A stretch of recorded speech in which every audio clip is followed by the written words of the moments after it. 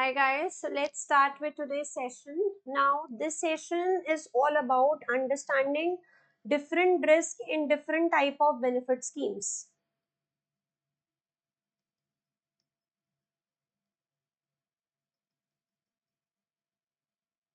So let's understand that how there are different risk in different type of schemes. So focus your attention on what we are going to discuss here, because basically we will wrap up your entire chapter 9 by discussing different risk in benefit schemes. So we are already aware of this, that there are two type of schemes. One is DB scheme and the other is DC scheme.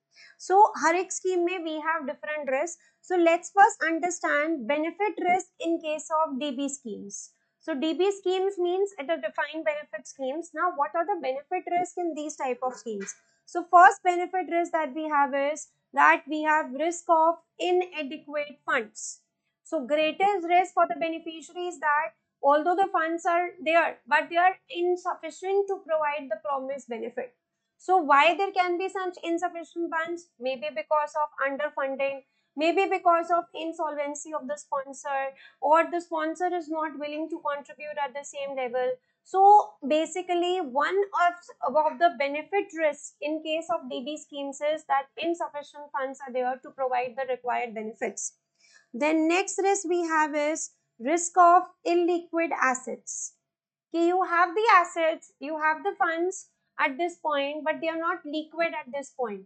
So this illiquidity may arise basically when assets have been set aside to fund the assets, but as such no separate assets are there. So illiquidity with respect to the assets that have been set aside to fund the benefits is there. So you don't have cash available to meet your expenses. Then another benefit risk that we have in case of DB schemes is risk of benefit changes. So basically there is a risk that a benefit promise is changed, maybe because of any changes by the government. Generally state comes up with different changes with respect to the state benefits provision. These changes can be in line with demographic changes, any changes with respect to state pension ages, any change in state benefits will have an impact on net employer benefits. So there can be situation when you have sufficient funds available, you have liquid funds available, but because of changes in state benefits, it has impacted employer benefits. We have another risk, that is risk of failing to meet members' needs.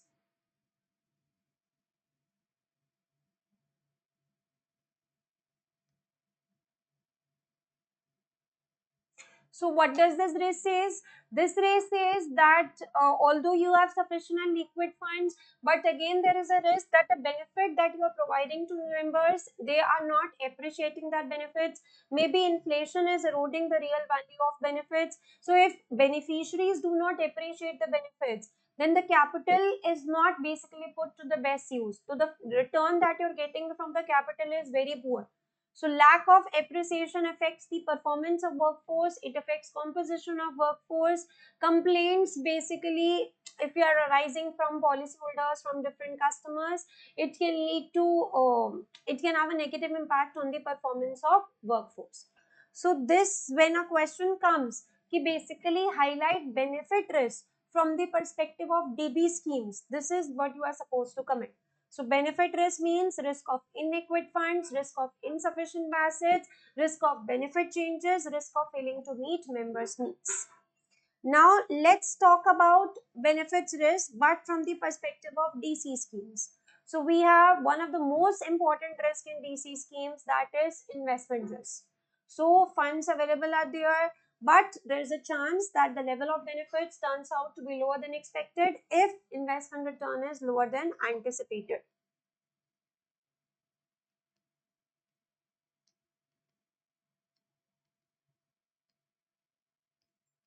Now, what else apart from this we have? We have guarantee risk as well in case of DP schemes, because basically, see, if you have purchased the investment guarantee from an insurance company, so benefits can be reduced if terms of purchase are worse than anticipated. So if you have purchased an annuity basically from an insurance company to provide a pension, the level of pension is actually dependent on the terms from which an annuity has been purchased.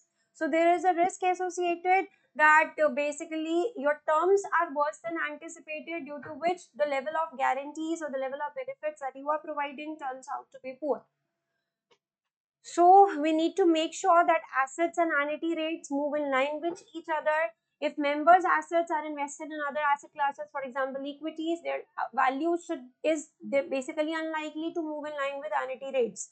So we need to make sure that we are purchasing guarantees. But when we are purchasing guarantees, it introduces counterparty risk because it depends on the terms from which an annuity has been purchased.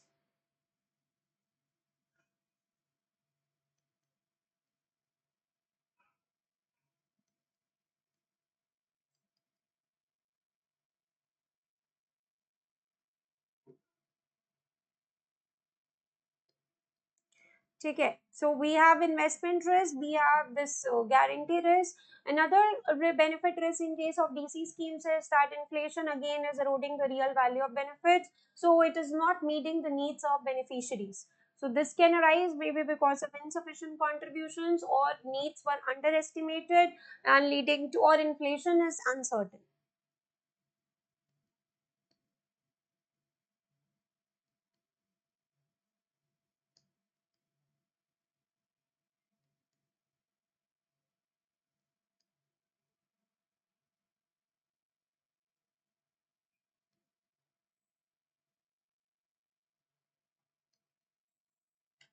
Okay, so we have inflation risk, which is basically there's a risk of reduced purchasing power, reduced standard of living because investment returns are failing to keep pace with general earnings growth.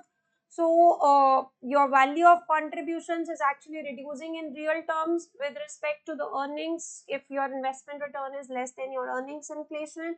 And if you are getting pensions, then the purchasing power of pension is also reduced if it is not increasing in line with price inflation.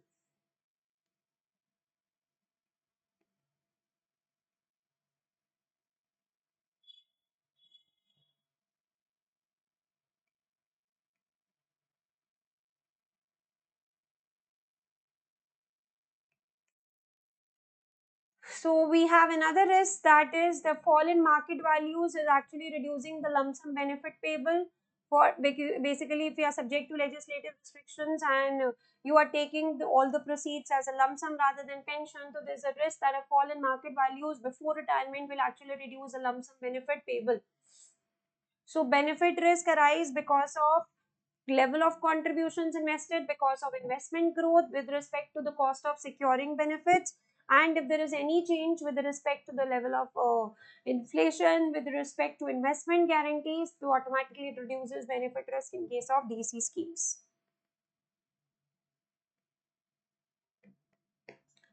Okay, so we have covered benefit risk from the perspective of both DB and DC schemes. Now let's come to contribution risk. So सबसे पहले let's understand DC risk, DC में contribution risk. So DC में we have one of the most important risk, that is risk of unaffordable contributions. Now, why do we have this risk of unaffordable contribution? Basically, with respect to uncertainty in the contributions. Now, why there can be uncertainty with respect to contributions? Because sponsor is unable to afford the contributions. Why sponsor unable to afford the contributions? Maybe sponsor is in poor financial conditions, or sponsor is getting insolvent, or sponsor's immediate cash flow position is poor. Assets cannot be liquidated to meet contribution needs, leading to late payment, or inflation may be eroding the value of contributions that you are paying. Inflation is basically the increase in rate of contribution is not at par with the increase in rate of your inflation factor. So unaffordable contributions because of insolvency of sponsor, because of insufficient liquid assets, or because of inflation eroding the real value of contributions. So this is the most important contribution risk in case of DC schemes. Now, in case of DB schemes, we also have contributions. Basically, the contributions that we are getting in DB schemes, they depend on individuals who are accruing the benefits, individuals who are receiving the benefits. It depends on the level of inflation, the level of investment return, tax treatment of contributions, investments, and benefit payments. So there are a lot of underlying risk basically involved in assessing contributions. And this is leading to one of the most important risks, that uncertainty with respect to contributions in DB schemes.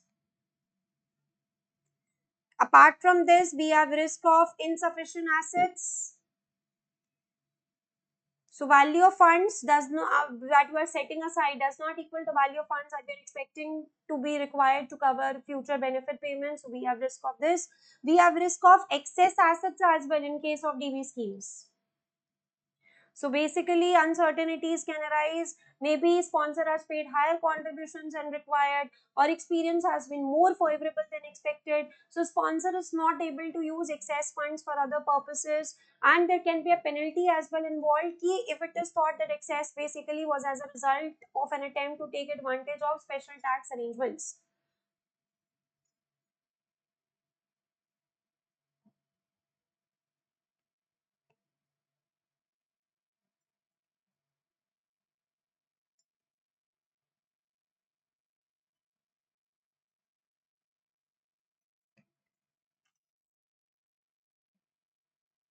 Okay, so we have covered different benefit risk and contribution risk in different type of schemes, be it a DB scheme, be it DC scheme. Now, apart from benefit and contribution risk, there are some other risk as well, which are general risk.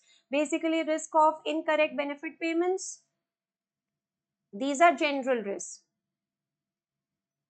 Incorrect advice. We have risk of basically fines of taxpayers resulting from non-compliance with legislative requirements.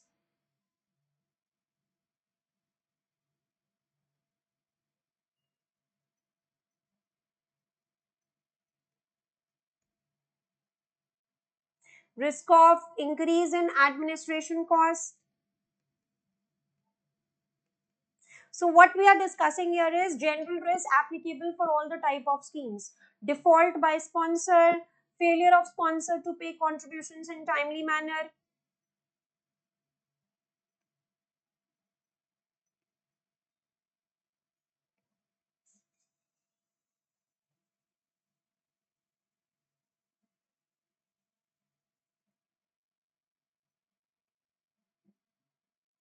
takeover of sponsor unwilling by a company who is unwilling to meet benefit promises.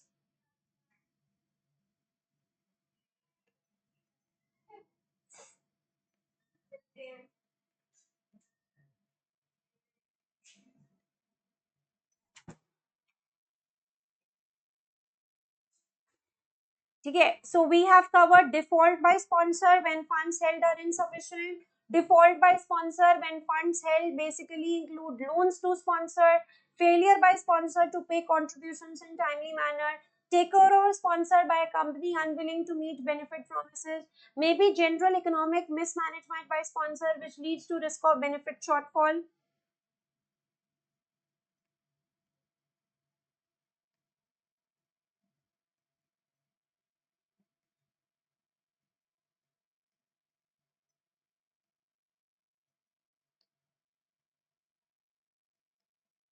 So all these are general risks. So sometimes question asks, ki apart from the benefit and contribution risk, what are the different general risks underlying different type of schemes? So we mentioned inappropriate advice as one type of risk. Now sometimes question gets on inappropriate advice as well. That why inappropriate advice can arise? Maybe if you are using unsuitable model, unsuitable parameters, if there are errors in data with respect to beneficiaries, if there is insufficient experience on the part of advisor, incompetence of the advisor, lack of integrity of the advisor, so which has actually led to mis-selling of policies to individuals. If you are using wrong model, so we have model risk if you are using the model which is not required. We have parameter risk if you are using wrong parameters, we are assigning wrong basically there are some errors in data used in estimating the parameters. There can be errors in data with respect to beneficiaries as well. For example, if benefits are incorrectly calculated, benefits are incorrectly paid, data records are not correct, data records are incomplete, date of birth is missing in the scheme, date of birth is incomplete, automatically it impacts the running of the scheme. So errors in data of beneficiaries, with respect to incomplete missing fields, with respect to incomplete fields, with respect to not updated fields. So these are some of the general risks with respect to different type of pension schemes. So you should know benefit risk, कैसे हम segregate करते हैं when it comes to DB scheme, how to segregate contribution risk and how to segregate different type of general risk. So question can be asked on basically they can give you any example of a particular type of scheme and they can ask you to comment on different risk in this particular type of scheme. This is what chapter 9 is all about. So if you are giving it from IFOA, you don't need to remember anything, just make your own notes of different headings with respect to different risks. And if you are giving from II, so it's an easy chapter which can be easily remembered, so just try to make different subheadings. Okay, so now let's start with our questions discussion.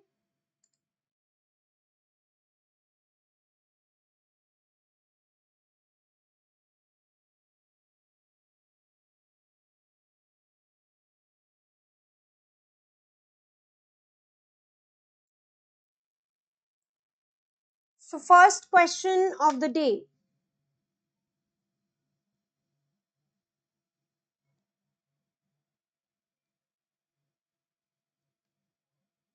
A medium-sized company currently has no pension scheme in place for its employees. The managing director is considering establishing a final salary scheme but has seen that DC schemes are becoming more common and has asked for advice, the advantages and disadvantages of a final salary scheme. So from 7 marks perspective, start attempting the question, outline the points to make to managing director. So it's a medium-sized company, currently no pension scheme in place for its employees. Managing director is considering establishing final salary scheme, but has seen that DC schemes are becoming more common, so it has asked for advice, the advantages and disadvantages of final salary scheme. So from 7 marks perspective, question says, outline the points to make to managing director. So 7 to 10 minutes time, start attempting.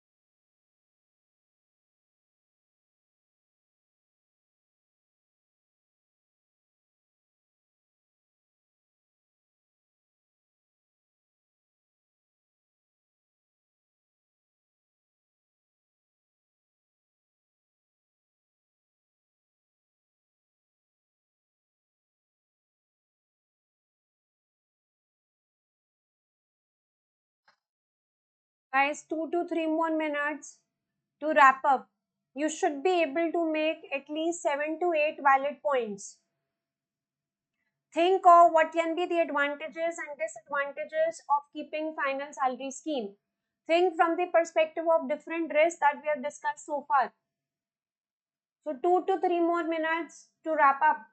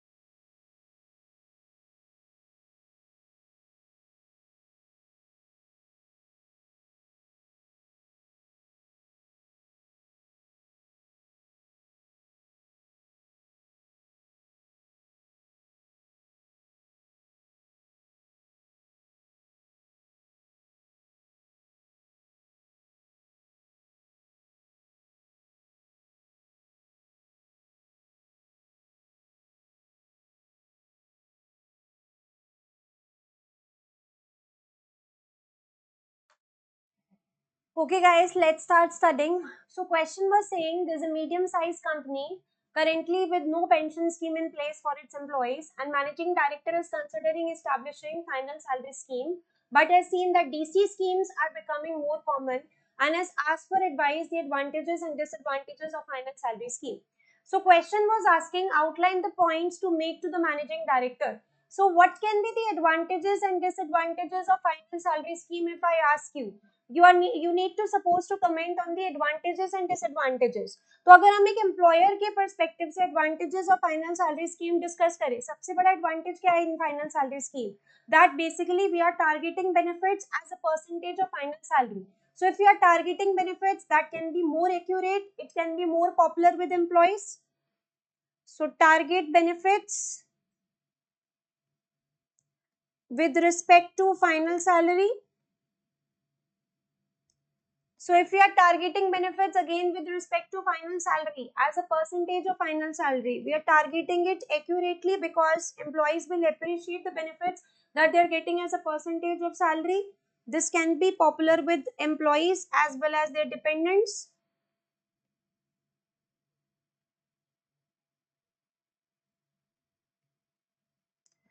Okay, what else can be there? What can be the advantages from employer's perspective? If investment returns turns out to be higher than expected, so automatically experience turns out to be favorable, so it can produce a surplus.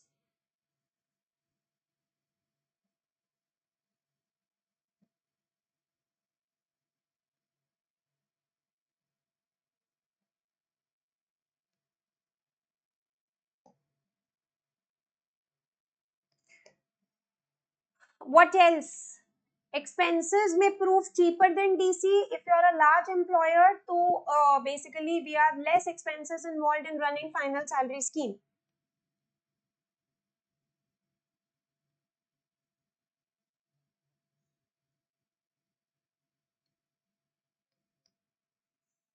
And if benefits are defined to again reduce risk of unexpected complaints at retirement, so see how we are amending different risks and how we are using our risk understanding in turning out advantages.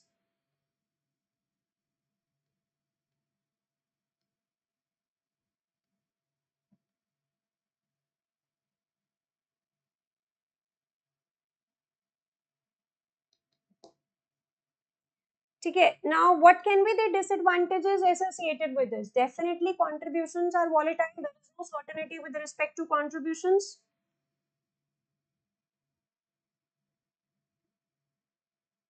What else can be the disadvantage? We are exposed to risk of bad experience, low investment return, increasing longevity. So this is one of the risk of final salary scheme.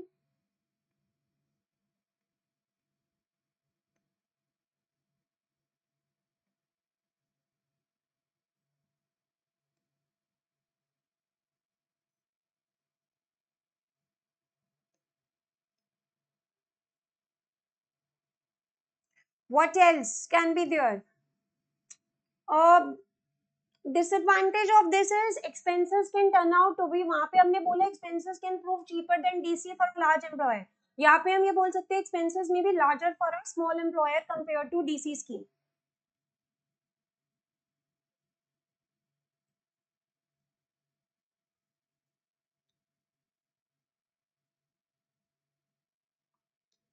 What else? Benefit at retirement is not a predictable amount in absolute terms because it's a proportion of final earnings provided member stays to retirement. So this can be a disadvantage that sometimes it's not a predictable amount if it is based as a proportion of your final salary.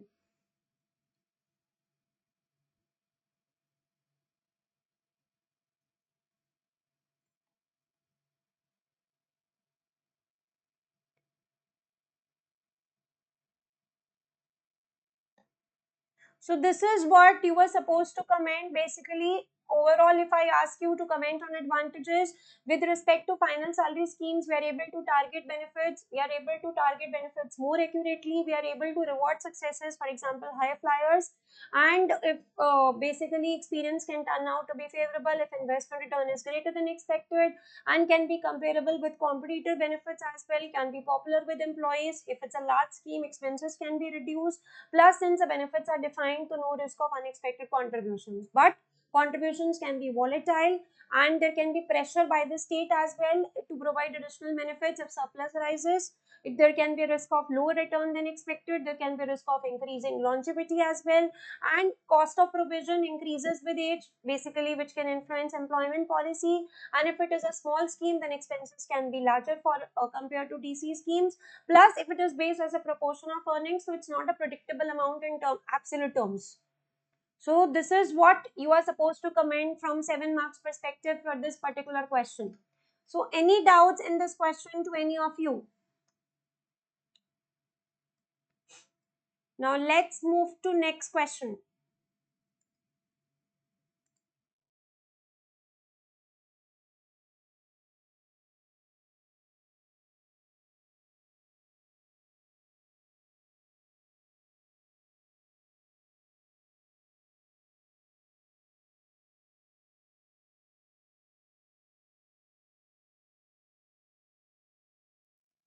So next question says, government in a developing country is considering moving from DB provision to DC provision in respect of state pension. State pension is currently provided to all citizens pro rata to those who have been citizens for less than 20 years. DB provision is set to provide a minimum standard of living. So for 7 marks, question says, outline advantages, disadvantages to citizens and state of this possible change. So government in developing country is considering basically moving from DB provision to DC provision in respect of state pension. State pension is currently provided to all citizens pro rata to those who have been citizens for less than 20 years. DB provision is set to provide minimum standard of living. So from 7 marks perspective, question says what can be the advantages, disadvantages to citizens and to state of this possible change. So 5 to 7 minutes time, start attempting.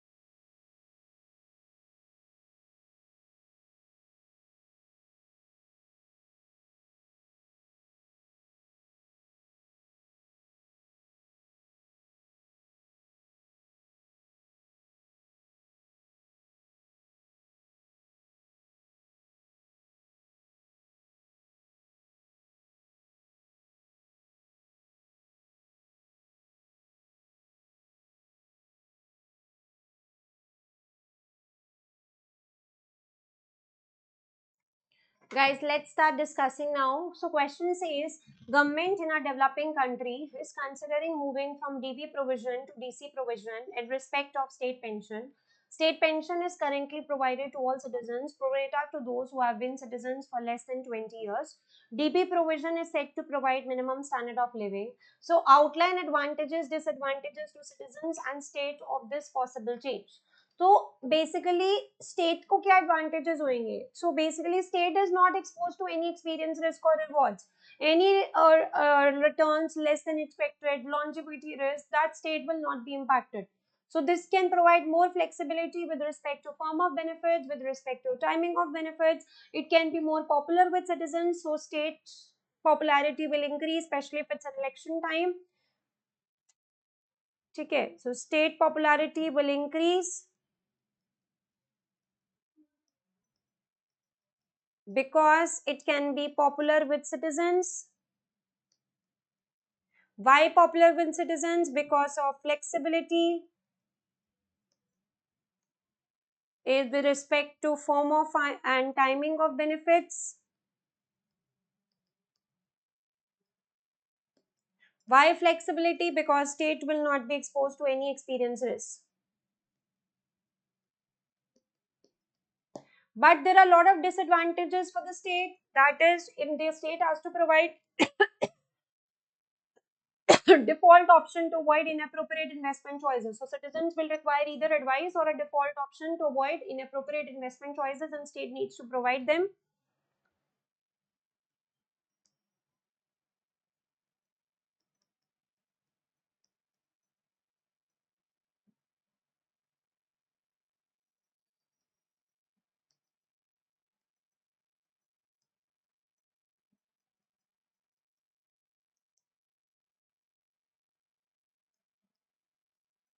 What else can be the disadvantage associated with state? So sometimes some citizens may receive benefits lower than even needed to meet minimum standard of living. So this can go against the purpose of state provision. And if benefits are poor, then state need to provide guarantee as well, which can lead to extra costs. So some citizens may receive lower benefits than minimum standard of living. So because of these lower benefits, state needs to top up with guarantee.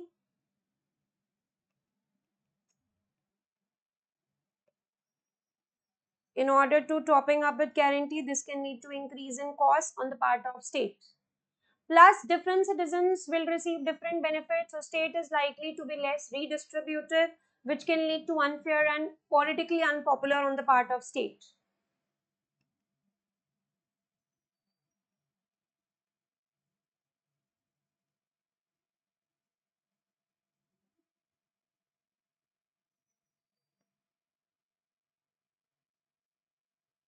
So this can be less redistributive, and because of less distributive, it can be unpopular or unfair on the part of state. Now, if we see advantages from the perspective of citizens, so they can benefit from good investment experience, they can be greater security on the part of citizens, more flexibility, easy to understand, more control.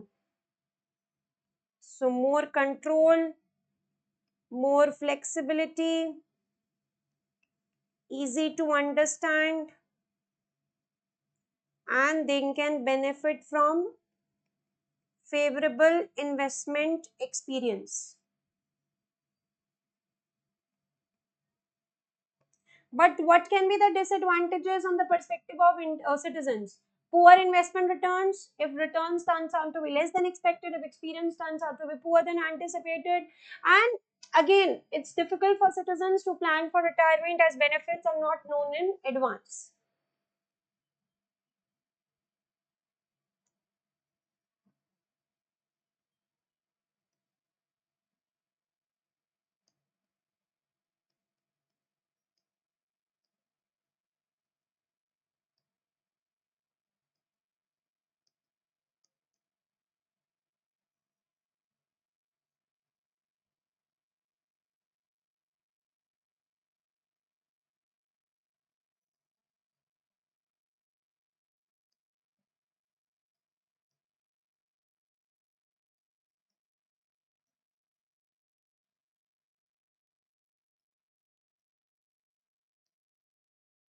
So these are basically different advantages, disadvantages from the perspective of state and citizens. To see, question may not directly ask you to comment on different risks, but question indirectly may ask you to compare different pension schemes. And when you are comparing pension schemes, this is what you are supposed to comment. So when you are comparing pension schemes, you are pointing out advantages, disadvantages from DB to DC. You are supposed to mention different risks. But see which type of risk we are mentioning here: benefit and contribution risk. We will be mentioning general risk when the question is exclusively coming on risk. So with this, we wrap up chapter 9. We are going to move to chapter 10 from next session onwards. Thank you.